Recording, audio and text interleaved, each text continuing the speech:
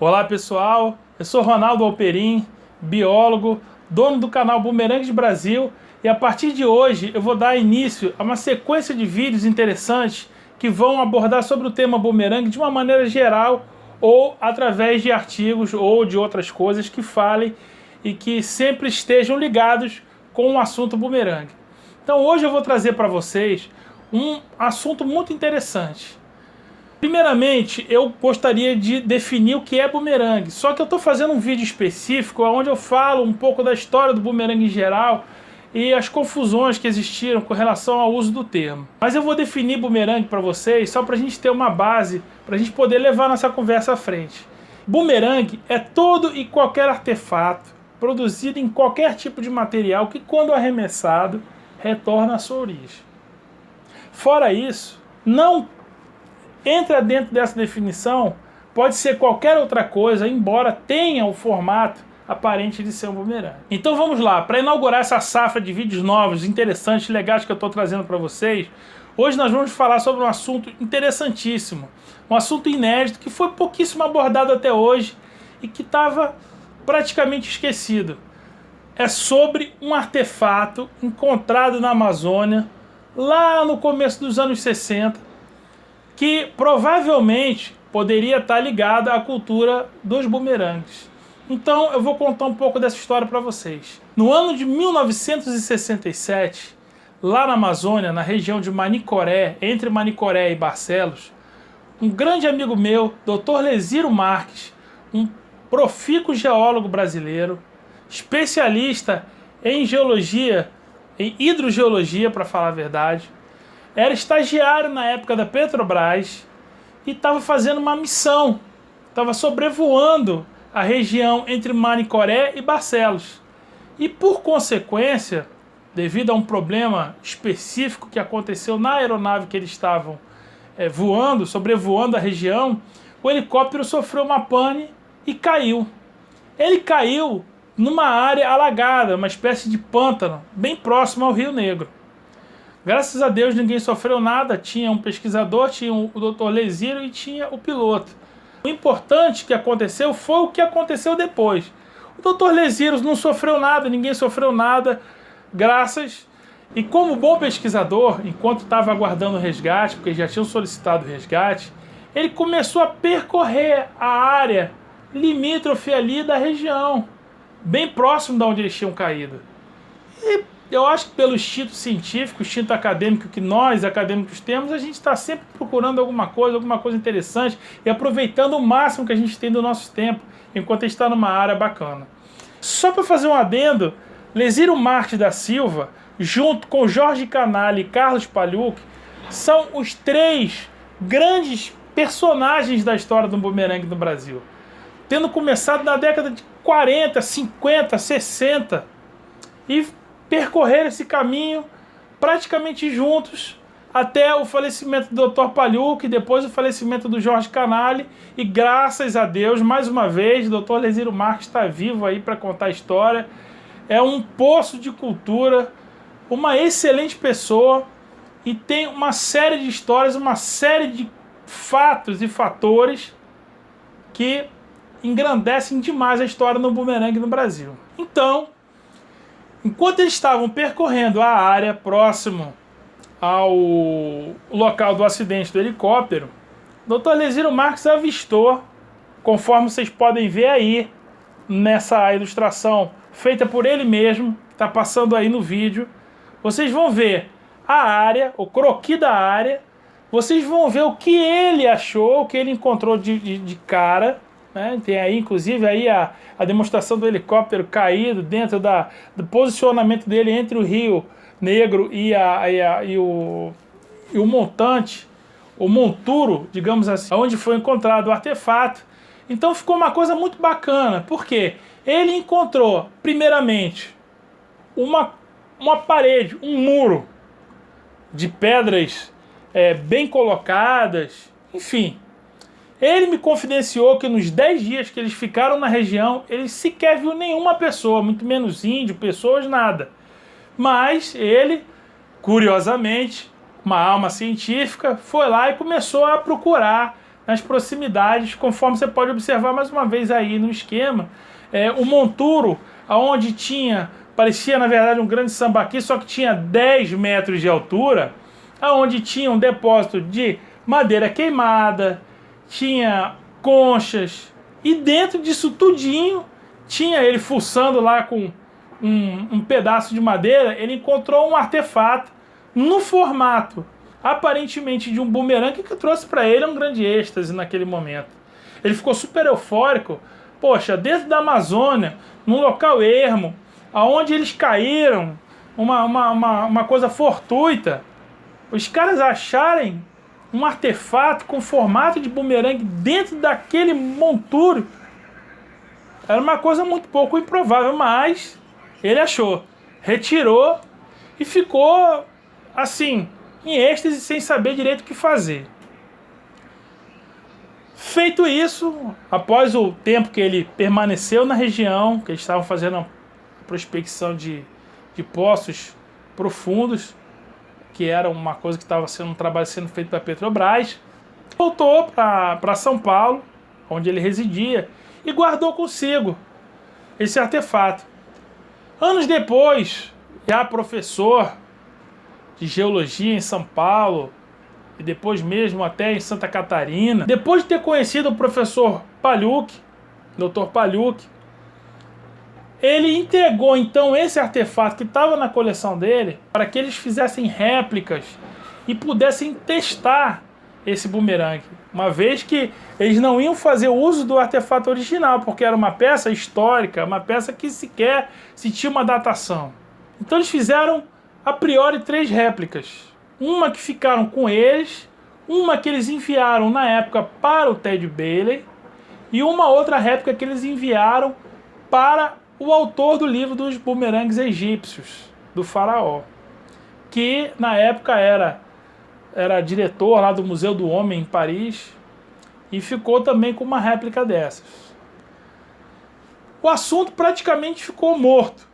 Não mexeram mais. Ele me confidenciou que na época eles fizeram alguns testes. O Pagliuca lá em São Paulo, em Ubatuba, junto com eles fizeram alguns testes, mas não conseguiram constatar a veracidade, se era ou não um bastão de arremesso ou um bumerangue de fato. Então, eles fizeram testes e ele mostrou para mim alguns esquemas onde a priori fazia um caminho sinuoso e caía geralmente na frente ou caía afastado do local onde eles estavam. E na época eles acharam que não se tratava de um bumerangue, que poderia ser qualquer artefato produzido por indígenas, ou produzido por jesuítas, ou produzido por seringueiros da região, e não deram uma importância maior naquilo.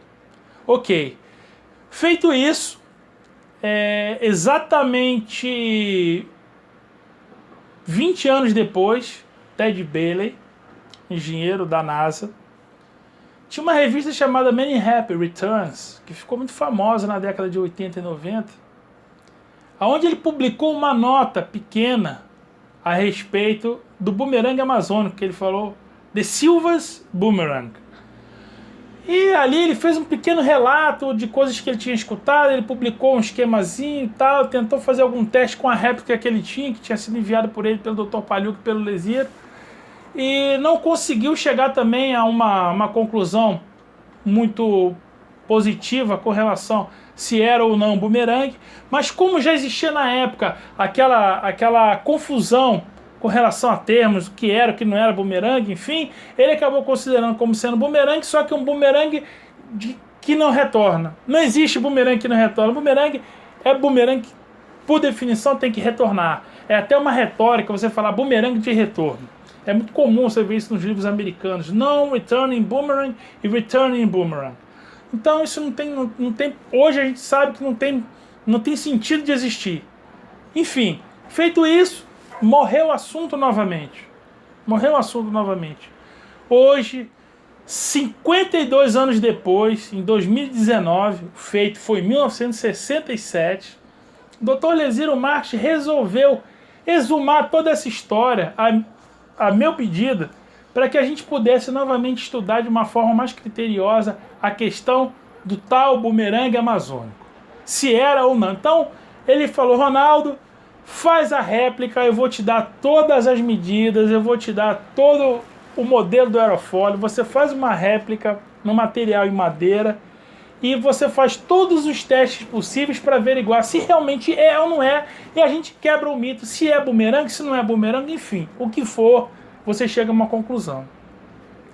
Então, a pedidos do Dr. Leziro Marques, eu, Ronaldo Alperin, peguei, construí uma réplica moderna, seguindo todos os padrões do aerofólio dito pelo Dr. Leziro Marques, e tentei produzir o mais fiel possível, que você vai poder observar aí também, você vai poder observar a foto original, está passando agora aí no vídeo, a foto original da época do artigo, e na sequência você vai ver a comparação entre a foto original e a réplica que eu fiz. Você vai ver que são muito parecidos, e eu segui todos os padrões, eu sou muito criterioso na hora de construir bumerangue, e então eu segui fielmente toda a receita que o doutor passou para mim.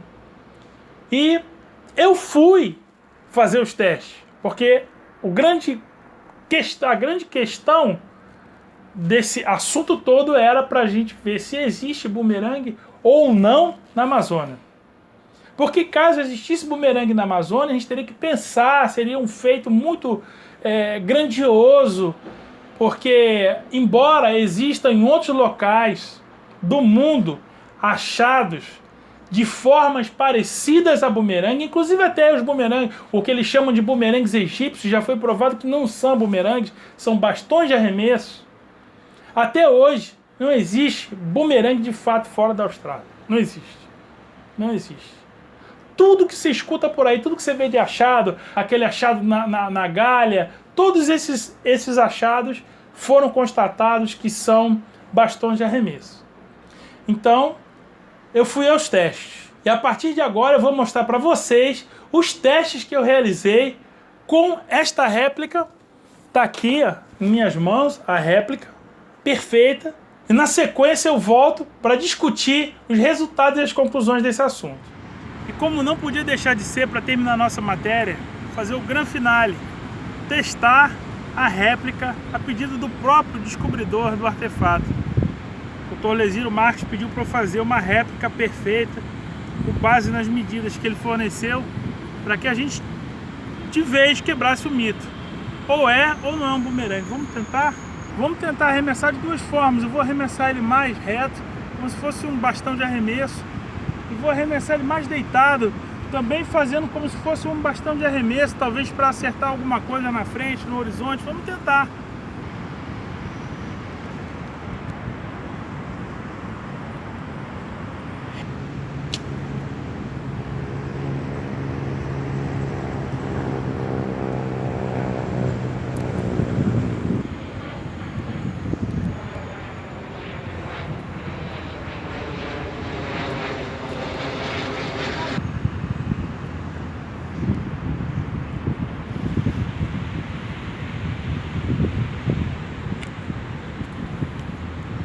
Vocês observaram agora, vocês viram os vídeos, vocês puderam avaliar os vídeos, eu joguei de várias formas, conforme predito pelo Leziro.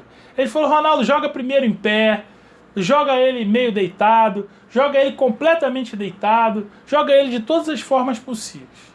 E vamos ver como ele se comporta. Então, quais foram os resultados desse trabalho? Primeiramente, quando eu joguei ele em pé, conforme vocês puderam ver no vídeo aí, ele vai reto e cai e se comporta como sendo um mero bastão de arremesso, sem dar nenhuma chance de parecer com um bumerangue. Ok. Depois, na sequência, eu joguei ele completamente deitado. Ele já fez um voo mais elíptico, ensaiou uma volta, mas caiu na frente. Por último, quando eu já estava desistindo, eu já estava feliz da vida, que eu estava corroborando a hipótese de que realmente era um bastão de arremesso, estava super feliz, eu vou e jogo, que é esse último vídeo que vocês viram, aonde eu jogo ele, nem tanto deitado, nem tanto em pé, com uma angulação maior, jogo ele com bastante giro, ele vai maravilhosamente bem e volta na minha mão e eu faço a pegada conforme vocês viram no vídeo. Então, Eu, como cientista, não posso afirmar que é um bastão de arremesso. Por quê? Ele bate com a definição de bumerangue. Então, qual foi a grande conclusão desse trabalho? Qual foi o grande must, a grande conclusão desse trabalho? A conclusão, eu discuti isso com o Dr. Leziro Marques, e foi a seguinte: nós temos em mão, teoricamente, um proto-bumerangue. Nós temos em mão alguma coisa que dependia muito do arremessador para que ele seja ou não um bumerangue. Isso você pode observar em alguns locais da Austrália também, alguns bastões de arremesso que, dependendo da forma como você joga, ele se comporta como bumerangue. Então, resolvemos a questão. É um proto-bumerangue. É um bumerangue que pode ser bumerangue ou pode ser um bastão de arremesso, dependendo da forma que ele é atirado, que ele é jogado. Mas as perguntas mais interessantes e a grande questão que envolve isso, primeiramente é porque foi encontrado em território brasileiro na Amazônia. E outra, quem fez esse artefato? Como que ele foi praticamente descartado nesse monturo que existia na Amazônia? Porque, segundo o Dr. Leziro me disse, parecia mais um lixo, parecia mais um descarte, uma coisa de descarte. Antropológica, claro, feito pelo homem. E ele é um artefato pequeno, é um artefato de um pouco mais de 30 centímetros. E no material original, ele está super polido. Foi polido, segundo o próprio Dr. Leziro, com areia. Quer dizer, então foi uma coisa pensada, não foi uma coisa ao acaso. Fica a pergunta: quem teria colocado esse bumerangue naquele local? Quem teria aparecido com esse artefato naquele local? Estou chamando de bumerangue porque ele é um proto-bumerangue. Teria feito esse artefato? Teria sido troca? Teria sido presente de alguém? Teria sido alguém que fez para brincar? Teria sido alguém que fez para caçar um pássaro? Para fazer alguma coisa? Quem sabe? Porque até então, até os registros de hoje, na Amazônia, não existe qualquer tipo de registro sequer de algum tipo de bumerangue. Existe sim os índios que têm bordunas, não chegam nem a serem bastões de arremesso. São bordunas, são outras coisas, são lanças e outras coisas mais. Então, infelizmente, como o Leziro deu isso para o Dr. Pagliuca, o Dr. Pagliuca faleceu, toda a coleção dele foi distribuída, magicamente ou misteriosamente sumiu grande parte da coleção. Esse foi um dos artefatos que também estão perdidos e fazem grande parte desse todo mistério que existe relacionado ao mundo do bumerangue. E infelizmente nós não temos como datar, porque se fosse nos dias modernos a gente pegaria essa peça, levaria para um laboratório e através do carbono 14 a gente teria a ideia de quando esse bumerangue foi fabricado. Mas, como todo mistério que envolve o bumerangue, ficam as perguntas sem respostas. Mas a gente, da nossa parte, conseguiu resolver o problema e chegamos a uma conclusão muito bacana. Eu espero que vocês tenham gostado, espero que vocês tenham curtido. Passem essa informação é inédita.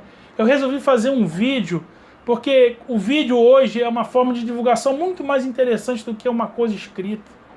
É uma coisa onde eu posso expressar minhas emoções também e mostrar os resultados que eu fiz na prática. A partir de hoje, inauguramos a parte de momentos interessantes, artigos interessantes, coisas interessantes que cercam o mundo do bumerangue. Um grande abraço e fiquem com o bumerangue na mente.